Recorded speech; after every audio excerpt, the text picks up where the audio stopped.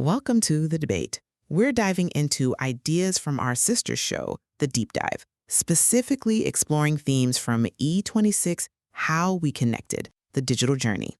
Our goal here is always to, unpack these complex subjects, look at them from different angles, and hopefully get a richer understanding. And today, we're asking a pretty big question about our online lives. Has the whole journey of digital platforms, from those early social networks right up to today's massive ecosystems, has it actually fulfilled our human need for real connection? Or has it mostly pushed us into a kind of performance space that actually damages our well-being and, well, our psychological safety? My argument today is that, on balance, these platforms have enhanced connection, community, and how we express ourselves collectively. They've given us some invaluable new ways to interact. And, well, I see it quite differently. My view is that as these platforms evolved, they've increasingly put performance and, frankly, profit ahead of genuine connection. And that's come with some pretty significant psychological costs and a lot of inauthenticity creeping in. It started with this promise of sharing, sure, but I think it's morphed into something more curated, often more draining, and it's chipped away at that feeling of psychological safety, that basic sense you can be yourself without being judged, or worse, attacked. Okay, but from my perspective, this digital journey really has been a profound enhancement to how we connect. I mean, look back at the foundations. Think about the early ones, like 6 Degrees back in '97 or LiveJournal in '99. These weren't about putting on a big show. They were pretty utilitarian, right?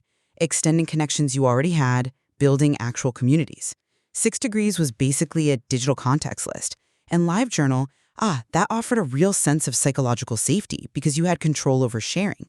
You could set permissions for comments, make it a personal, trusted space to share your thoughts, your art, whatever, with just the people you wanted. That feels worlds away from the sort of public square internet we often see now. Then MySpace comes along in 2003.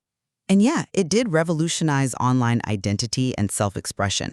Those customizable profiles, the glitter GIFs, the music players, that infamous top 8 friends list. It was this vibrant, sometimes chaotic, but definitely individual canvas. And it genuinely democratized the music scene, didn't it? Bands could connect directly with fans, totally bypassing the old gatekeepers. When News Corp bought it for, over $500 million, that showed these platforms weren't just toys anymore. They were serious cultural and business forces, shaping industries precisely because they enabled new kinds of connection. And then Twitter in 2006, it quickly became central to how news spreads, empowering citizen journalism, really influencing traditional media. We saw its power in things like the Arab Spring, how information just flowed differently. More recently, hashtags like #Black Lives Matter or #MeToo, those became incredibly powerful rallying points, turning individual experiences into massive collective action. And Black Twitter, as this organic community that just sort of emerged, profoundly shaped culture and conversation. It shows how users adapt platforms for their own powerful community needs. Even during early COVID, social media was this critical lifeline, right? For connection, for information, it measurably reduced loneliness when we were also isolated. Think of Tom Hanks sharing his diagnosis, or Al Gore raising money. Today, you see the creator economy, people building careers on TikTok, YouTube, connecting directly with audiences. It feels like a shift towards more relatable, maybe more authentic connections, challenging those old celebrity models. Even memes, they act as this shared cultural language, building emotional bonds. These aren't just tools, they're woven into our social fabric, constantly evolving with us. I definitely hear the enthusiasm for that democratizing side, the connective possibilities you're highlighting, but I still see the trajectory quite differently. While that early promise of connection was powerful, I think the evolution has largely steered away from authentic connection towards, performance and profit, often with real psychological downsides. Even back then, you saw the fragility. Remember Friendster? Around 2003 as well, its inability to scale, its technical glitches, that led to what was called a profound breach of digital trust. People invested emotionally in that space, and when it collapsed, it showed how quickly that trust vanishes and the emotional cost when these digital social spaces just break down. Yeah, Friendster was rough. Right. And the shift towards performance, it started early. MySpace's customizable pages, yeah, expression, but that top 8 friends feature you mentioned, that wasn't just self-expression, it was a public ranking of your friendships. It immediately injected social anxiety, a public performance element, into just being online with friends. It absolutely laid the groundwork for this more performative existence, where validation is a visible number. Then Twitter. Its speed, its instantaneousness. Yeah, it transformed news, activism, absolutely. But it's a double-edged sword, isn't it? It created this relentless, unfiltered fire hose of information that clearly contributes to anxiety, emotional burnout, and, as we've seen again and again, the unchecked spread of misinformation. Think about all the dangerous COVID theories. That speed and access came at a real cost. Less time for reflection, for emotional processing. Users just get overwhelmed. Its speed, its instantaneity, yeah, it transformed news, activism, absolutely. But it's a double-edged sword, isn't it? It created this relentless, unfiltered fire hose of information that clearly contributes to anxiety, emotional burnout, and, as we've seen again and again, the unchecked spread of misinformation. Think about all the dangerous COVID theories. That speed and access came at a real cost.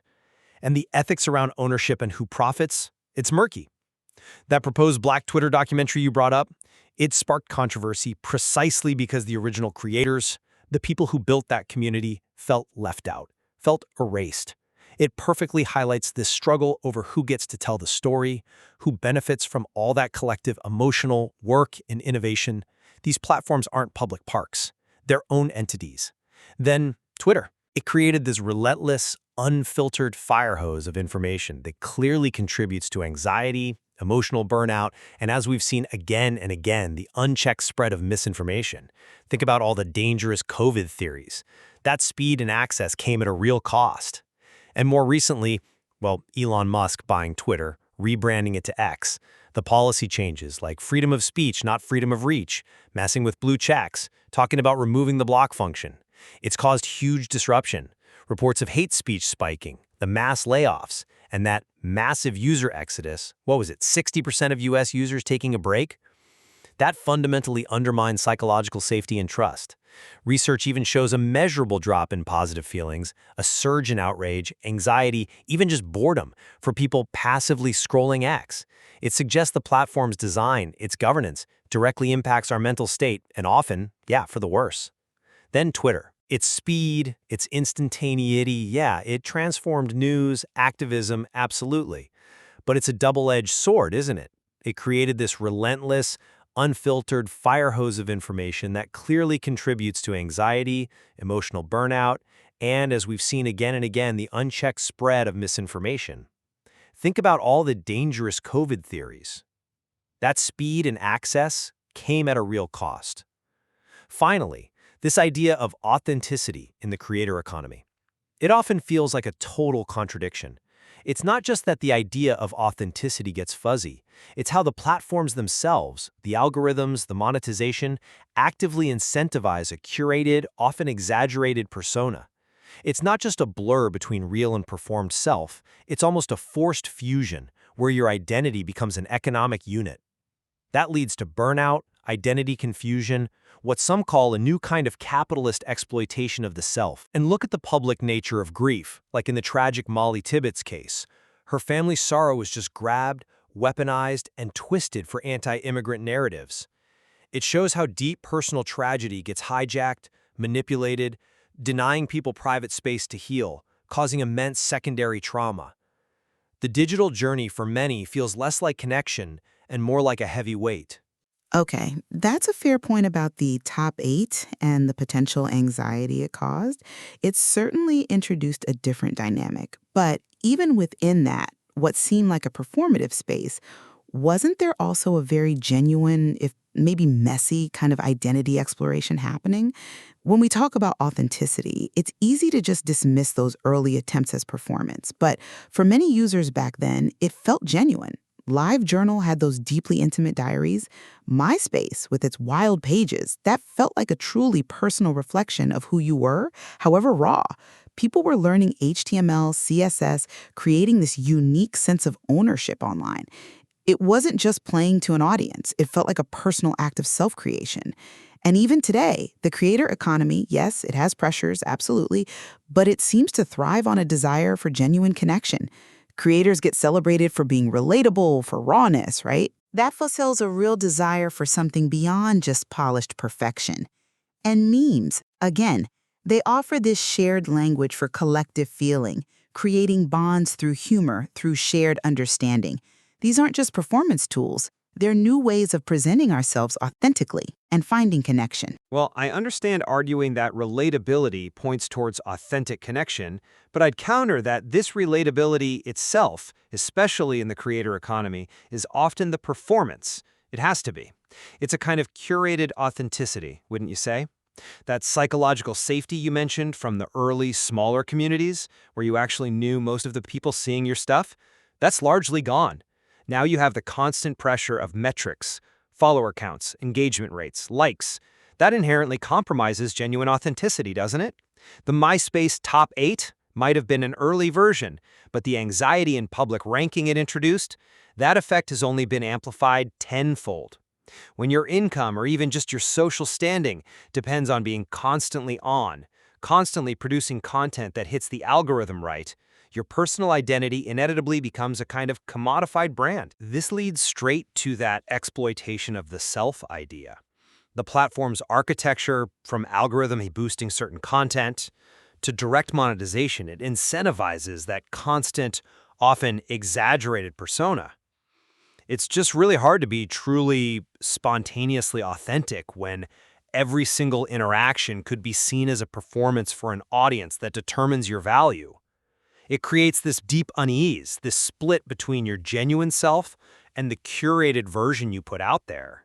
I see the tension you're describing with performance, but I still believe the underlying drive, even in those early days and certainly now, was often about finding connection. But let's shift gears a bit. Let's talk about the sheer positive impact of scale and information flow. You focus heavily on the downsides of Twitter's speed, but how do you square that with its absolutely unparalleled role as this vital channel for real-time information, for collective action? It demonstrated this incredible power to democratize news, to amplify voices that were previously marginalized globally. Its ability to facilitate social movements, it's undeniable. We saw it with #MeToo, the incredible influence of Black Twitter shaping national dialogue, its key role in the Arab Spring. It wasn't just people sharing news. It was organizing, creating tangible change. And think about the isolation during COVID-19. Social media, including Twitter, became this crucial lifeline. It fought loneliness, provided essential information, emotional support when everything else felt shut down. That shows an incredible potential for positive influence, for human connection in crisis. That feels like a profound collective benefit that, for me, outweighs the individual emotional cost you're emphasizing. You make a compelling case for the immediate benefits, especially during crises. Absolutely. Yet, I remain deeply concerned about the very real emotional costs that seem baked into that instantaneity and scale. Yes, it amplifies voices, but it also turbocharges the spread of dangerous misinformation, like we saw with those damaging COVID theories that actively harmed public health efforts. And the Molly Tibbetts case you mentioned earlier is such a tragic example of how private grief gets weaponized, twisted for political points, forcing families into public fights while they're just trying to mourn. That causes immense secondary trauma. It wasn't just some random bad incident. It points to a fundamental issue in platforms that prioritize going viral over, say, verified facts, or just basic respect for private suffering. And that measurable drop in positive feelings, the documented surge in outrage on platforms like X, it points to an environment that's relentless, overwhelming, and psychologically draining for many. The constant feed, the pressure to be always on, the lack of breathing room for reflection, it really suggests a harsh trade-off. Speed and access seem to undermine our emotional well-being and maybe paradoxically, our capacity to connect deeply and authentically. How can real connection truly thrive when it's swimming in so much negativity and performative outrage? Okay, the platform ownership issue is critical. I grant you that. But it's just as important to look at how users have constantly shown agency, adapting these platforms, redefining them for their own needs, showing incredible bottom-up innovation. You focus on the owner's power, but users have always found ways to carve out their own spaces. Black Twitter is a prime example, right? They created their own language, their own norms, this incredibly powerful internal structure that shaped culture and politics in ways the platform developers likely never even imagined. That shows a really vibrant, resilient kind of democratic spirit coming from the users. And similarly, the creator economy. You can call it democratic in the sense that it lets individuals bypass the old media gatekeepers, build direct relationships, make a living entirely on their own terms. It shows that while platforms give us the tools, it's often the users who wield the real power in shaping how those tools are used and what cultural impact they have. They create spaces for authentic connection that can sometimes even transcend what the corporation intended. I'd frame that a bit differently. While user innovation is undeniably impressive and powerful, the reality is that platform ownership and management decisions have a profound, often overriding impact on the user experience and trust. They demonstrate where the ultimate power really sits. Friendster's technical meltdown led to its collapse. Despite its early buzz, the owners controlled the function, not the users. MySpace couldn't adapt to Facebook, showing that even a giant can fall if management fails, taking the user base with it. And most clearly, Elon Musk's takeover of Twitter and transformation into X, the layoffs, the policy shifts leading to huge revenue drops, users leaving because brands felt unsafe, that shows starkly that the owner sets the rules of engagement. User agency shapes culture within the platform, absolutely, but that agency is often quite fragile. It's ultimately subject to the decisions, even the whims, of corporate leaders who dictate the algorithms, the rules, even whether the space continues to exist in its familiar form. So it raises those critical questions. Who really benefits? Who owns the stories that emerge? Often it's without proper credit or compensation for the community-driven work that built the value in the first place. That erosion of psychological safety on X, that wasn't driven by users. It was a direct consequence of top-down management decisions. So, to wrap up my position, despite all the complexities and yes, the undeniable challenges that come with any powerful evolving technology, I believe the journey of online connection has ultimately given us invaluable tools. It's created new opportunities for human connection, for expressing ourselves together, for building communities. From those early kind of intimate online diaries and messy MySpace pages, right through to global movements sparked by hashtags, and now relatable creators building real bonds with audiences, digital platforms have, I think, significantly enriched our lives. They've made connection more accessible, more diverse, more powerful than ever before. For me, the benefits of amplifying voices and building community largely outweigh the pitfalls. And to summarize my view, while that promise of connection is strong, and it was certainly compelling at the start, the way these platforms have evolved, especially as they've scaled up and become heavily commercialized, has introduced some deep contradictions. I believe they increasingly push us into performance, chip away at our psychological safety, and place significant emotional burdens on us, often prioritizing profit and engagement numbers over genuine human well-being. The search for authenticity has kind of paradoxically become another form of performance, leaving many feeling, despite all the connecting, more isolated and anxious. Yeah, it's clear the material from the deep dive episode E26, How We Connected the Digital Journey, really does lay out how multifaceted this whole journey of online connection is. You've got these intended benefits, and then these significant, sometimes troubling, unintended consequences. Exactly.